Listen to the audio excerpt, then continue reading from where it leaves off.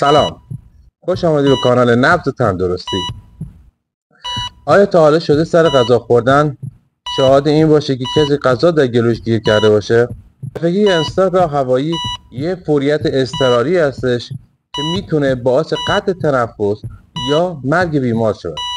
امروز میخوایم یه آموزش ساده بدیم در مورد انسداد راه هوایی.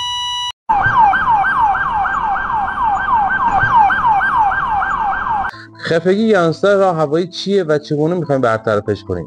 انسداد راه هوایی معمولا زمانی اتفاق میفته یا شی کوچک مثل برای بچه‌های کوچک شی اسباب‌بازی‌های کوچک، یا اینکه در زمان غذا خوردن غذا در گلو گیر میکنه و باعث قطع تنفس میشه.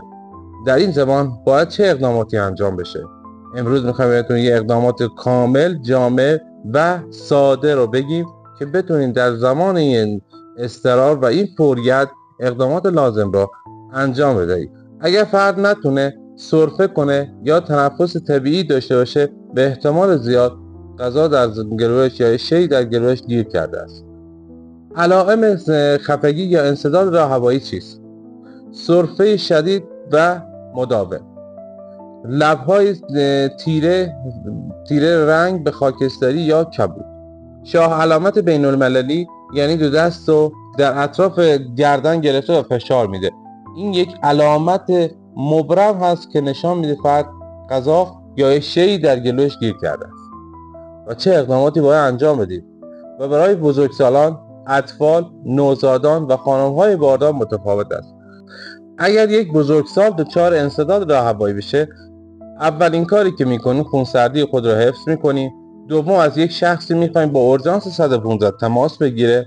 سومین کاری که میکنیم، فرد در حالت ایستاده از کمر خم میشه و موازی کف زمین و با 5 ضربه به پشت بیمار وارد میکنیم. اگر جواب داد و جسم خارجی بیرون اومد که خوید، اگر که برنگشت دوباره به حالت ایستاده میشه و انجام مانور هایملیخ یا فشار بر روی شکم. انجام مانور هایملیخ، در پشت فرد ایستادیم و مشت دست رو گره میکنیم، مشت کرده و زیر بالای ناف قرار میده و دست دیگر اون یکی دست رو میگیره و همزمان به سمت فشار میدیم به سمت داخل و بالا. این کار 5 مرتبه انجام میدهیم تا جسم خارجی بیرون بیاد یا اینکه فرد بیهوش بشه. این کار رو تا زمانی ادامه میدیم که جسم خارجی بیرون بیاد یا فرد بیهوش بشه. و در زمانی هم که بیهوش شد باید بریم سراغ اقدامات احیای قلبی و ریوی یا همون CPR که با فشردن قفسه سینه بیمار است که به نسبت 3:2 3 ماساژ قفسه سینه و 2 تنفس میدهیم. این کار ادامه میدهیم تا اینکه جسم یا اورژانس 115 برسه یا اینکه جسم خارجی رو در دهان مشاهده کنیم و بیمار رو به تحویل اورژانس 115 میدیم. نجات در کودکان 1 تا 8 سال. در کودکان 1 تا 8 سال همانند بزرگسالان انجام میشه، اما با شدت و قدرت کمتر. اول پشت فرد قرار میگیریم و 5 ضربه به پشت بیمار میزنیم و سپس برمیگرده و 5 مانور شکمی یا هم هایملیخ انجام میدهیم. این کار را تا زمانی تکرار میکنیم که جسم خارجی بیرون بیاد. اگر نیومد و فرد بیهوش شد، فرد رو در کف اون محلی که هستیم دراز میکشونیمش و شروع میکنیم و فشردن قفسه سینه به نسبت 3:2 30 تا قفسه ماساژ قفسه سینه و 2 تا تنفس که به صورتی که در تصویر مشاهده میکنید این عملیات رو انجام میدهید.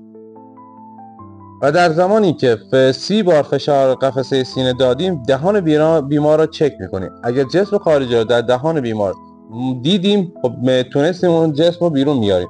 اگر ندیدیم کورکورانه دست در دهان بیمار نکنیم و جسم رو تا انتها با این ندیم. برای نوزادان زیر 1 سال به هیچ عنوان نباید مانور شکمی رو انجام بدیم یا همون مانور هایملیخ.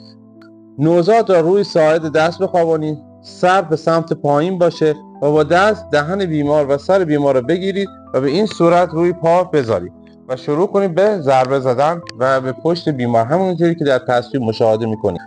5 ضربه به پشت بیمار میزنیم و سپس برش میگردونیم و 5 تا فشار ماساژ قفسه سینه میدیم و دوباره بیمار دهانش رو چک میکنی. اگه جسم خارجی داخل دهانش بود بیرون میاری، وگرنه این کار رو تکرار میکنی تا زمانی که یا جسم خارجی بیرون بیا یا اینکه فرد بیهوش بشه، که اون زمان میریم سراغ احیای قلبی ریوی یا فشردن قفسه سینه به نسبت 3:2 انجام میدیم. در زنان باردار و افراد چاق به هیچ عنوان مانورهای شکمی یا هایملیخ رو انجام نمیدیم. به این صورت است که پشت بیمار قرار میگیریم و دو دست را گره کرده و بر روی قفسه سینه بیمار فشار میدهیم. این کار را ادامه میدیم، فشار میدهیم تا اینکه یا جسم خارجی خارج شه یا اینکه فرد بیهوش بشه. و اگر هم که بیهوش شد دراز میشه و شروع میکنیم به احیای قلبی بیمار به نسبت 3:2. به هیچ عنوان تاکید میکنم مانور هایملیخ برای این افراد توصیه نمیشه. بعد از نجات بیمار حتما بیمار باید توسط یک پزشک چکاپ بشه که از لحاظ عفونت‌ها و یا آسپیراسیون بیمار یا تروماهایی که یا ضربه‌هایی که بهش وارد شده بررسی بشه که خدای نکرده باعث آسیب‌های بیشتری نشده باشه.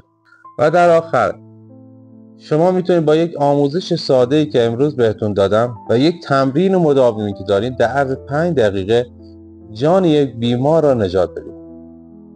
علائمی که گفتیم 5 ضربه به پشت و 5 ضربه فشار قفسه سینه رو برای بزرگسالان انجام میدهیم و باید بدانیم تفاوت‌های نوزادان، کودکان و خانم‌های باردار رو مد نظر داشته باشیم. اگر این آموزش برات مفید بود ویدیو من رو لایک کن، سابسکرایب کن و در قسمت کامنت بنویس برام که آیا تا حالا تجربه انسداد راه هوایی رو داشتین یا نه. آیا با بیماری برخورد کردیم که به این صورت دچار خفگی انسداد راه هوایی شده باشه؟ ممنون از همه شما دوستان. خوشحال میشم برای نجات جان افراد این ویدیو را با دوستان و اقوام خود به اشتراک بذارید. تشکر از لطف و بزرگواریتان.